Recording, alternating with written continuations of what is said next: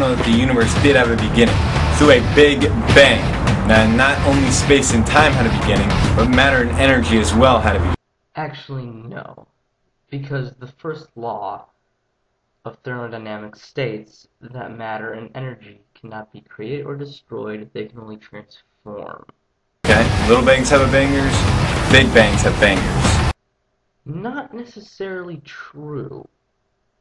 If I take, let's say, sodium and put it in water, it burns up. I didn't do that. I'm not the banger. Okay? It's the chemical reaction. In order to cause something, it would have to be able to make choices. And if it can make choices, then it's personal. No, it's not. I have a cat and it makes its own choices. But my cat isn't a person, now is it? Is our universe and planet finely tuned for life? You think our universe and planet is finely tuned for life? No. That's not true. That's nowhere near true. In fact, the percentage of the whole Earth that's actually suitable for life, you know, where life can actually exist, that's about not even 0.5% of the actual Earth. And in the universe, they're about point billion, and then some numbers. And those billions were the zeros. For example, have you noticed that if you see a solar eclipse, it fits right over the sun? That's because the ratio of the distance of the sun and moon between the Earth is the same as the ratio of the surface area of the sun and moon. No, it's not. That's why sometimes the moon seems smaller than the sun in a solar eclipse, and that's why sometimes it seems bigger. That's why it completely overshadows the sun, okay? It all depends what time of year it is, really. Also, our particular location in the Milky Way galaxy is the prime spot for observation. No, it's not. We don't even know what our own galaxy looks like. I bet you if we were outside of our galaxy, not really in any galaxy, we could know what all of the galaxies look like. Interesting.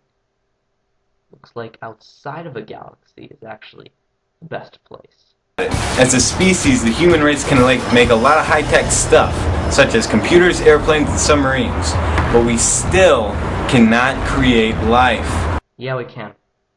It's been done before. Look it up.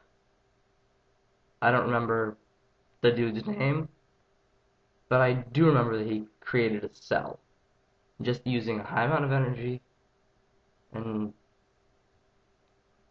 other, amino acids, basically. Proteins, building blocks of life.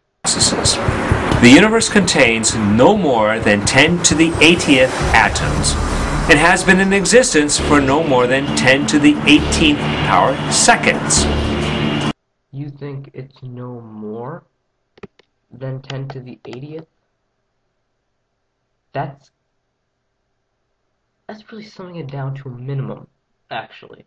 That's just the hydrogen atom, since most of the universe that we can observe is hydrogen. You know, stars, hydrogen.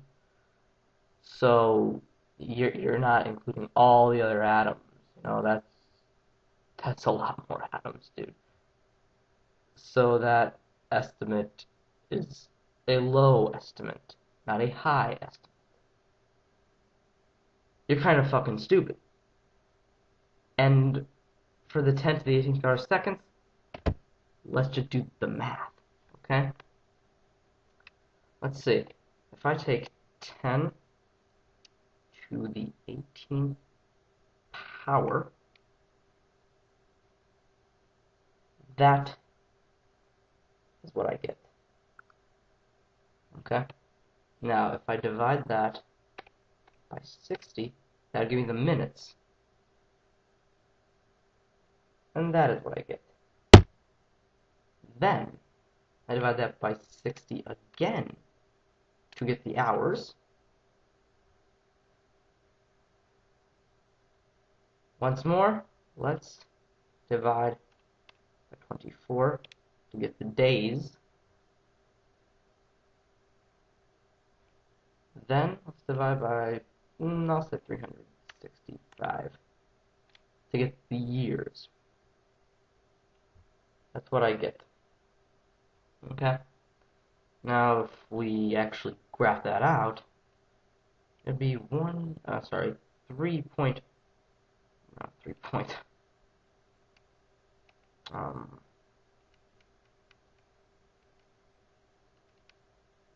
let me just count the sets of zeros.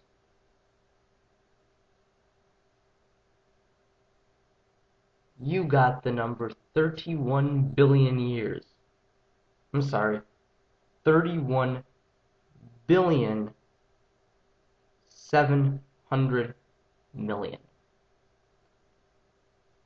We believe that the universe is about 13 billion years old. You got more than double what scientists got.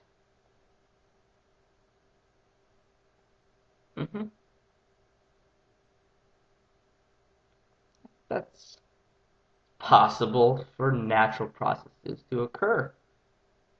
Interesting.